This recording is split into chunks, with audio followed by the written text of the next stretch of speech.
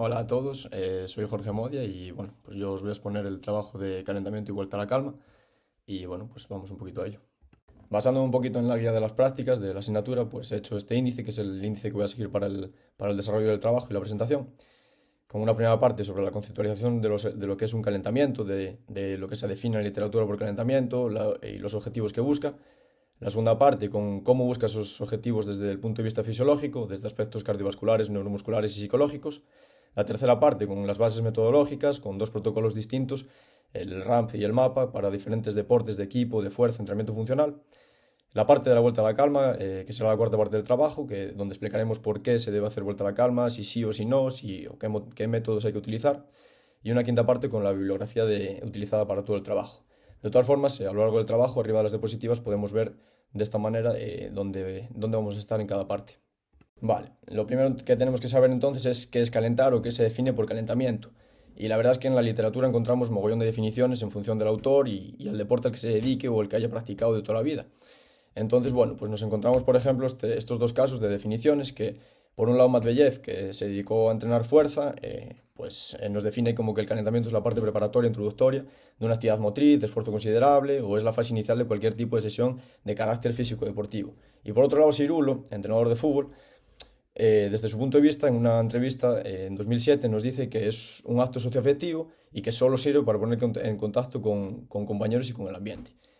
Como, bueno, hay que sacar una definición y disponemos de este artículo en la asignatura, lo que nos dice es que el calentamiento es preparar al atleta para los requerimientos del entrenamiento o de la competición.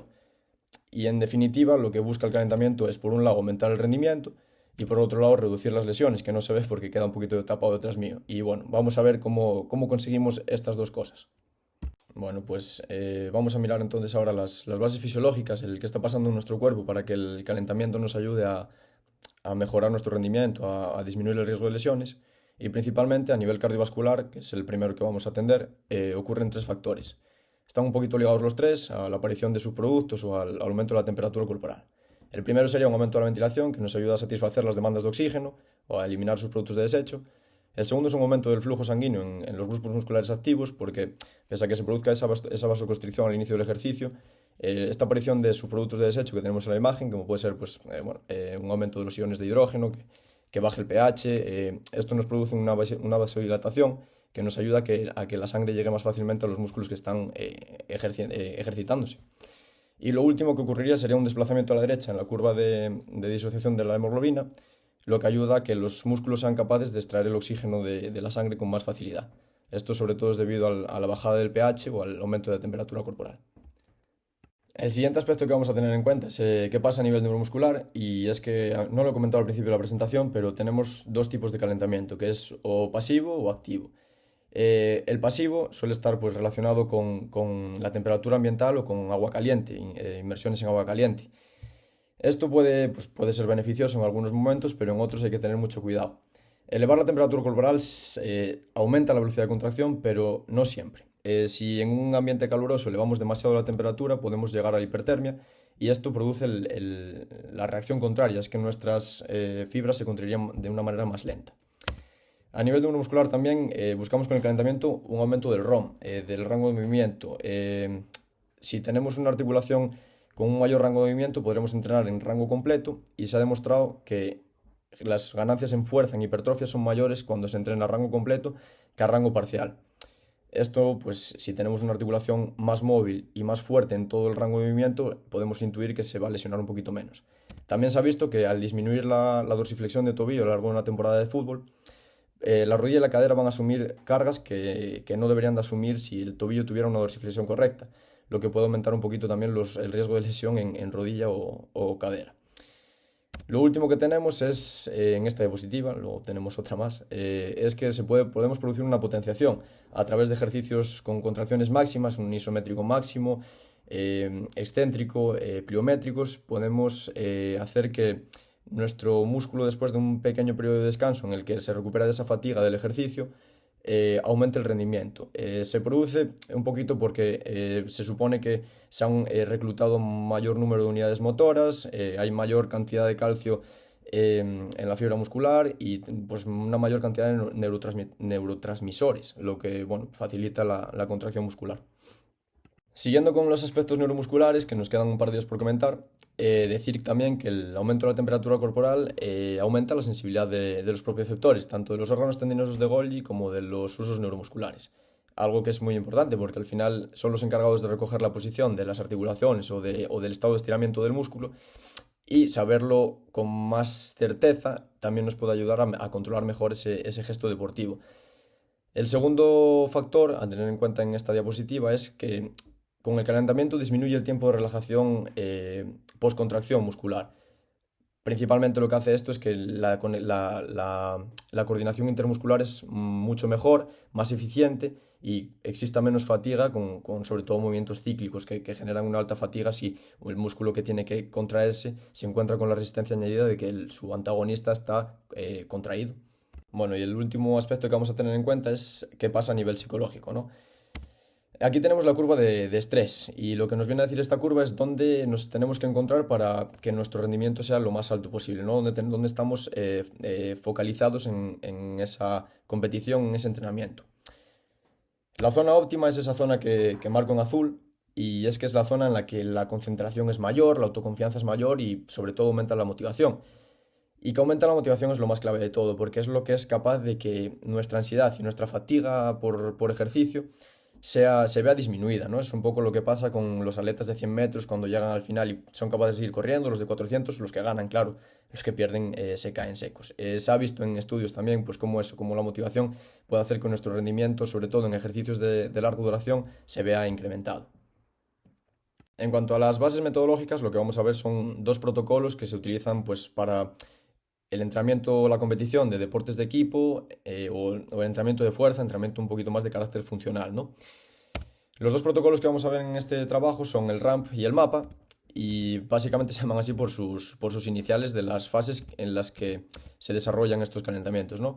Más o menos son las mismas, lo único que el MAPA está un poquito más enfocado al entrenamiento de fuerza, entonces lo que elimina es la parte de activación cardiovascular y añade una parte que no se ve muy bien porque justo la tapo yo con la cámara, que es la parte de aproximación al ejercicio, ¿no? Como calentamos ese press banca con menos peso del que vamos a hacer en la primera serie. Bueno, entonces paso un poquito a explicaros qué es el protocolo RAM, para el cual he cogido esta imagen que me parece muy interesante por tres motivos principalmente. El primero es porque vemos que se puede utilizar en cualquiera de las modalidades deportivas que utilizamos en el día a día, ¿no? Tanto en entrenamiento de fuerza como en entrenamiento de deportes de equipo, como en entrenamiento de larga duración. Lo segundo es que se ve el objetivo que persigue cada fase. En función de lo que explicamos antes en aspectos fisiológicos, vemos que cómo cada fase está enfatizando en uno de esos puntos. Y lo tercero que vemos es que la duración de cada una de estas fases varía en función de la temperatura ambiental. Si sobre todo pues vemos que en los deportes de equipo hay que disminuir el tiempo si el ambiente es más cálido. Las fases son la fase de Rice, que lo que busca es elevar la temperatura corporal y la temperatura central. Y luego la segunda fase, que es en la que más énfasis quizás pone este protocolo, que es la fase de activación y movilización, que podemos utilizar esta imagen de las familias de la fuerza para construir ejercicios de prehabilitación que nos ayuden a calentar o activar los grupos musculares que vamos a utilizar en el ejercicio principal de la sesión.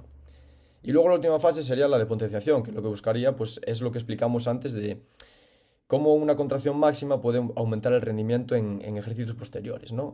Cómo una sentadilla 1RM puede mejorar al cabo de un ratito después de superar la fatiga el salto vertical. Bueno, el protocolo MAPA ya os dije que está un poquito más enfatizado al entrenamiento de fuerza tradicional en sala. Por eso utiliza la fase de movilización al principio, para evitar cualquier efecto negativo que pueda tener los estiramientos sobre la fuerza. Ya sabemos que estirar más de 30, más de 60 segundos tiene una influencia negativa, o se ha visto que tiene una influencia negativa en ejercicios de potencia, de fuerza.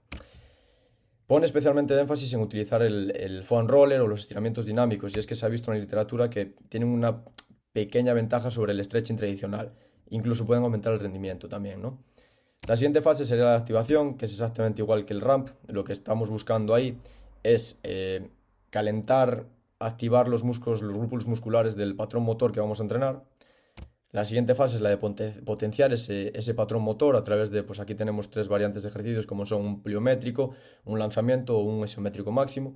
Y la última fase que este protocolo sí que incluye, ya específico de entrenamiento de fuerzas, es aproximar el ejercicio que vamos a utilizar, ¿no? Si vamos a utilizar, pues como vemos ahí un front squat, pues unas series previas con menos peso al que vamos a utilizar en la primera serie. Por último, explicar la fase de vuelta a la calma, que la verdad es que es muy controvertida en la literatura, no quedan muy claros los protocolos que se deben seguir, las metodologías o si hay que hacerla o no, ni siquiera, pero bueno, se le suponen los beneficios que se le ven en la imagen que está en la diapositiva y la manera de conseguirlos pues vendría siendo de dos maneras, ¿no?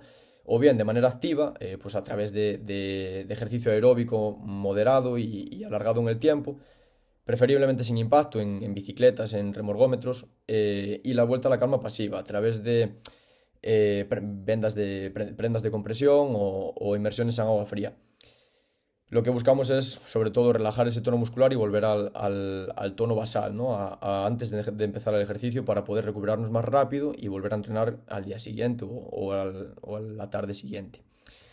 Lo que sí que sabemos claro es que estirar no reduce el dolor muscular y que también tenemos que tener mucho cuidado con las inmersiones en agua fría después, sobre todo, entrenamientos de fuerza, porque no queda muy claro si lo que nos ayuda es a recuperar o lo que hace es cortar todos los proyectos de todos los procesos de adaptación al entrenamiento de fuerza. Y ya por último, presentaros la bibliografía que he seguido que he revisado para todo el trabajo, para toda esta exposición y daros las gracias por seguir la exposición hasta el final.